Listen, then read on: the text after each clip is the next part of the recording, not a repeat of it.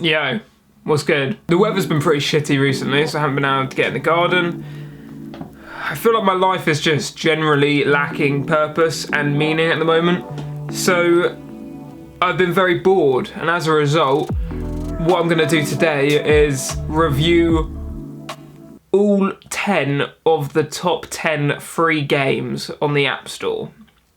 Now, if you ever used any app ever, you would have seen the ridiculous, weird, unusual, just bizarre adverts for these free apps that are like, this game should be illegal for how addictive it is. So today, I'm gonna go through and I'm gonna review every single one for you.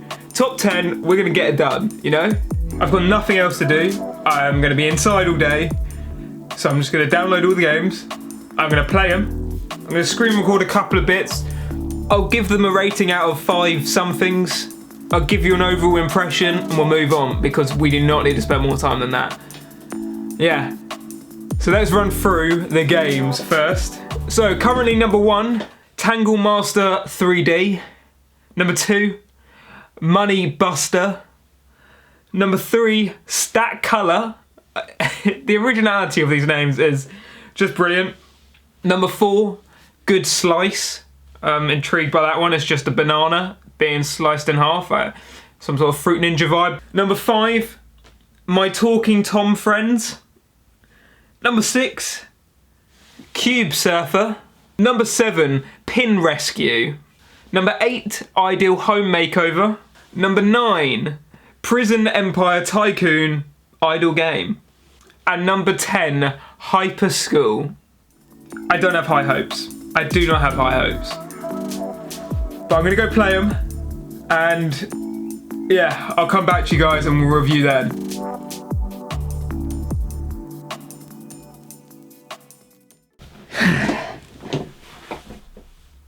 Wow.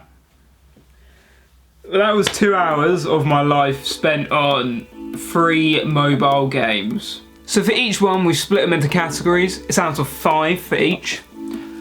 Category number 1 was difficulty. Category number 2 was ad frequency. Category number 3 was enjoyability. And then we had the bonus category on the toilet rating. How good is it at being an app that you would use when sitting doing a caca? First up, Tangle Master 3D. Now on the surface, Tangle Master is a game in which you untangle 2 bits of rope. That is it. That's all the game is. It's a jump in, get straight into it, bish bash bosh, just untangle these ropes and it progressively gets harder. Out of difficulty, it gets a 4 out of 5. It was clear from the gameplay that it does get quite difficult. It had a good development to it, I'd say. It progressed far, it moved on to 3 ropes. I assume it can only get harder and it can only get further. So difficulty, 4 out of 5. Ad frequency, 5 out of 5. You do not complete a round without seeing an ad. This is a game created to just generate money through ad frequency, and they have done that very successfully. Enjoyability, again, 4 out of 5. Did not mind it. Didn't mind it as a game. Yeah, I could sit there and I could play that or something else was on. So its on the toilet rating is a solid 5 out of 5. It has kicked off. It's got the ability to just be picked up and put down. If I was in a hard level, I'd be quite happy to put it down whenever I'm finished on the toilet. Or I'd be quite happy to just sit there if I have to be on the toilet for a while and just play on. Overall, 4 out of 5. Ain't bad. Ain't bad for a game called Tangle Master 3D. So that was the best rated on the App Store, and 4 out of 5 is a pretty good rating on my behalf, so I think the App Store have done well at rating it number 1. Coming in at number 2 in the App Store was Money Buster. And you'll see from this one that each one instantly comes up with a terms of agreement to play this game. You have to accept that they're gonna basically use your data, etc, etc.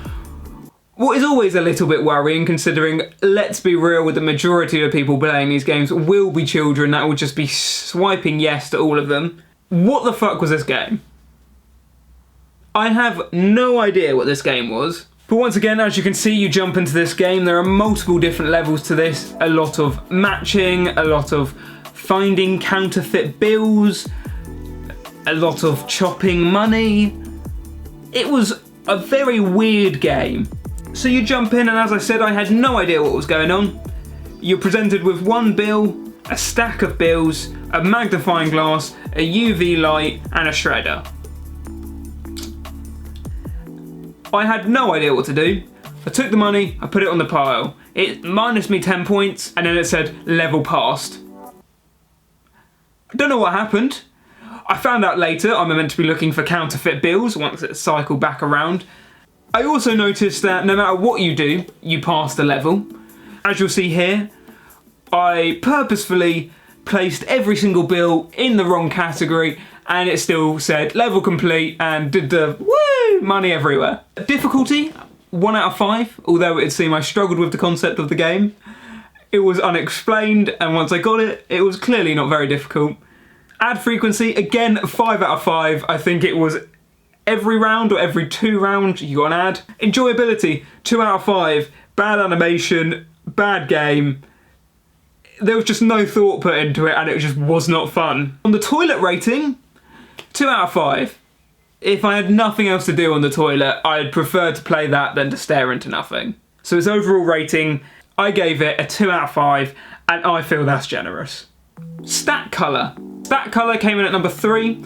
Again, it was one of these games that you open up, you hop right in. You're this colourful individual who has to stack colours in order to fling them as far as you can. You slowly progress in the game by upgrading it, the person's kick, the person's stack height, the speed. It's just one of these games that the longer you play it, the more it rewards you. And overall, wasn't bad, essentially. Difficulty, a 3 out of 5. It was not particularly difficult. However, as I said, you do have to play it in order to get further, so there is an element of difficulty there. Ad frequency, again, 5 out of 5. You couldn't get past one turn without having ad. I assume you're starting to see a trend. Enjoyability, 4 out of 5. Didn't mind it. It definitely grasped my attention. There's a fun bit at the beginning in which you get to collect all the stacks and then you get to kick it. So, like, there was nothing unfun about it. On the toilet rating, I gave it a solid 5 out of 5. Yeah, I would play this on the toilet. Overall, I gave it a solid 4 out of 5. Yeah, I quite like this game. The next one was Good Slice. Good Slice was a game in which a fruit fell above a blender that was being suspended by a couple of obstacles. You have to slice it in order to get the fruit to fall in pieces into the blender to make a smoothie. What you'll notice straight away is it seems like you have a very large number of slices in order to get the juice into the blender. What I mean by that, if you've played classic and successful apps like Cut the Rope, the aim of the game is not to get the little monster over to the person and that's it, it's to get it there in the least number of slices. The goal in this game was what percentage of fruit can you get into the blender. In the opening round, you got all of the fruit in 100% of the time and you had like a ridiculous amount of slices to do it in, so you could just sit there going like this. Just slice it up, dice it all the way up, and that was it. It was almost impossible not to win. Now what I will say is it got to one round in particular where you lost the funnel. The funnel was restricted and it got a little bit difficult. But you then realised, okay, so this is where the challenge comes. So I spent, I think, 2 attempts, maybe 3, getting past that round, and I thought, maybe this game has legs. Maybe this is where it changes the difficulty and my attention is grabbed. No, because the following level, it went back to having the full funnel in which I could just slice away. So it got difficult for 1 round. 1 round. And then it just went back to being shit again. Difficulty, I gave it a 2 out of 5. It was going to get a very, very easy 1 out of 5 until that one level. Ad frequency actually got a 2 out of 5. Because there was an ad on the bottom of the screen, they clearly didn't feel it was as necessary to ram ads down your throat at the end of every level. Enjoyability, 1 out of 5. On the toilet rating, 1 out of 5. It was just a bad game all round. So it's overall got 2 out of 5 because I didn't have to sit through ads every 2 seconds. Its redeeming feature was ads. Or lack of. Tom's friends were for a bit of a spanner in the works. Didn't really know what was going on. I actually liked the characters, I liked the animation, I thought it was a cutesy game. I didn't enjoy how you just jumped in and there was no explanation, so it was batshit crazy to start with. Randomly, you're this cat and he wants to do keepy ups, and then suddenly he has to go to the toilet. So you take him to the loo, you pop him on the toilet, and then randomly there's another cat, a female cat, who's in the cubicle next to you, who like looks over, gets embarrassed, and jumps up, and then you have 2 characters suddenly. Then they have to go take a bus into town, and the bus only comes, I don't know when, at some time. You go into town, and you go into a building in which they give you gifts. I thought that was weird. You come back, suddenly there was a new character, and this time it was a dog. The dog wanted to do something, the cats wanted to do something, you just have to make them do something. A redeeming feature is once they were doing the activity that they wanted to do, some of them had mini games. So I did spend like a good 5 minutes just pinging balls into the net whilst the cat wanted to play football. Not gonna lie, serious keeper. Very impressed with keeping abilities. Batshit crazy game. It was clearly for children. Clearly keep a kid entertained for ages. A difficulty, 1 out of 5. Was not a difficult game. Ad frequency, again, 1 out of 5. There was almost no ads. The only ads were for in-game purchases. What I guess is fine to a degree. Like, at least you're encouraging people to buy the product that you've worked hard to make. It's not a game that you can just monetize with through ads. Enjoyability, I put a 3 out of 5, mainly because I didn't know what was going on majority of the time, but I could easily bump that up to a 4 out of 5. On the toilet rating, I gave it a 4 out of 5. Like, I could sit there happily on the toilet, not know what's going on and just play. All in all, I gave it a 2.5 out of 5, like distinctly average game. So next one was Cube Surfer. Cube Surfer was another one of these games that you just hop right in. You don't get an introduction, it gives you like the little arrow here just to indicate that you are gonna move your character between left and right. And you have to collect blocks in order to get over an obstacle in front of you and also maintain enough to keep it going. For difficulty, I gave it a 3 out of 5. I consistently got to a point where it was like ×1 score or something, and you had to get over a row of 2 blocks. And no matter what, I couldn't get to that point without not being able to get past the 2nd row of blocks. Ad frequency, we get back up to the 5 out of 5. You could not complete 1 turn without an ad. It was disgusting. Enjoyability, 2 out of 5. I didn't enjoy it that much, but on the toilet rating, it got a solid 3 out of 5. The pick up and go games, they're always going to get a good toilet rating. Overall, 2.5 out of 5. Not bad. Okay, now we move on to what I would say is the most controversial game out of all of them. Pin Rescue.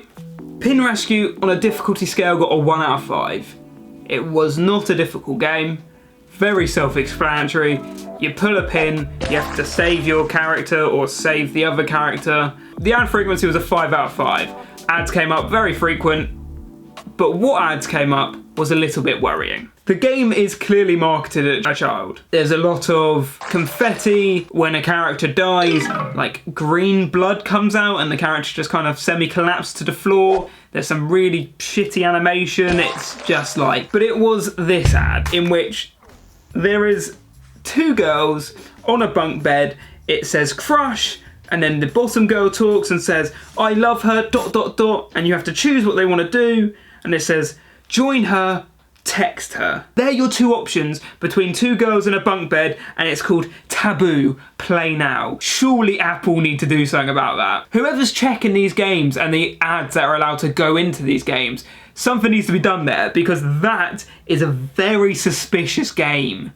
And it came up twice. I had 3 ads and it came up twice. 1 out of 5 enjoyability and 1 out of 5 on the toilet rating. It got a 1 out of 5. It was a terrible game. I do not know how it's even in the top 10 for free games. Ideal Home. Ideal Home is a button mashing game. You go on and you mash a button and that is it. you just mash different buttons. The objective of the game is to complete the build of the house by earning money and building a house. That is it. It is a very simple game, and as a result, difficulty 1 out of 5. It's not difficult to mash a button. Ad frequency though, 1 out of 5. Ads were very unfrequent. Enjoyability, I actually gave it a 2 out of 5. It's not the worst thing in the world to just spam a button. And on the toilet, 3 out of 5. Again, it's just a pick-up game. You can just pick it up and ram a button. It can distract your eyes for however long you're doing a shit for. Overall, 2 out of 5. Below average game. Prison Empire. Now this was actually the most interesting out of all of them. Prison Empire Tycoon is a game in which you have to build and run a prison. Very weird game. If you've seen any of these games before in which you have to build a town and then run a town, or build a business and run it, you understand the concept of it. So the game starts with the head prison officer coming up to you and explaining how you're going to run the prison. I had high hopes. The animation looked cool. The way the game was introducing itself seemed promising. However, the introduction went on forever, and it wasn't really like a step-by-step. It was just more of a, let me list everything that you're now responsible for. And I mean, I was responsible for the happiness and well-being of the inmates. You also had to upgrade the prison to keep them happy and to help them reform. Hire and fire staff. You had to make sure your staff didn't go over a certain amount and you weren't spending too much. You also had to make sure that you had enough staff to run it. You also had to pay your electricity and water bills. It got a bit much very quick. I got very stressed out with how much I had to do, and when the introduction was done, I just felt like I had been chucked in at the deep end. I had no idea what to do. It didn't give me any sort of priority, no sort of like what I should do first, what can be kind of left. It was just run the prison now. Difficulty, I gave it a 5 out of 5. I found it very difficult and very stressful. Ad frequency, 1 out of 5. I don't think I encountered a single ad. Enjoyability, I gave it a 2 out of 5, simply because it's cool animations. It looked like there had been work put into the game. So on the toilet rating, 3 out of 5. I feel like it was for toilet sessions that are longer. It's not a quick in and out job. It's when you're sitting there for like 20, 30 minutes and you need something to do, and this is the game for you. Finally, Hyperschool was again dreadful. Very similar to the Money Buster. It was a game in which lots of different mini games are chucked in your face and it cycles round. There's no introduction, you just have to slowly learn what you're doing as the game goes on. It was just really bad animation, the game ran quite badly. Difficulty, 1 out of 5, none of the things were difficult, and in a game like that, good games like this, when you have lots of different mini games, have a large variety of mini games, and the games get progressively harder, and when the game circles back round, you probably haven't completed it the first time, so you have to like try and do it the second time, and there's always lives to it or whatever, but these games don't have that. It's just for children that have short attention spans, and it's just like new minigame, new minigame, new minigame, ad, and that is it. Ad frequency, 5 out of 5. Enjoyability, 1 out of 5. Toilet rating, 1 out of 5. That game was terrible. Was bad. Really bad. That has been the top 10 free games in the App Store. I was actually really disappointed. They were pretty much all terrible. A couple of good games here and there. They were dreadful. They were really bad, and I'm glad I had nothing better to do with my time. Listen, I hope you enjoyed that. I did that so you don't have to. If you want to see more, head over to the Instagram. I do photography over there. I also do live streams every Friday. So be there on Friday, normally at 7:30. Grab a beer, chill, we chat. Got some nice music on in the background, something like that. Apart from that, I'm going to go shut my eyes and hope to not be able to see any ads.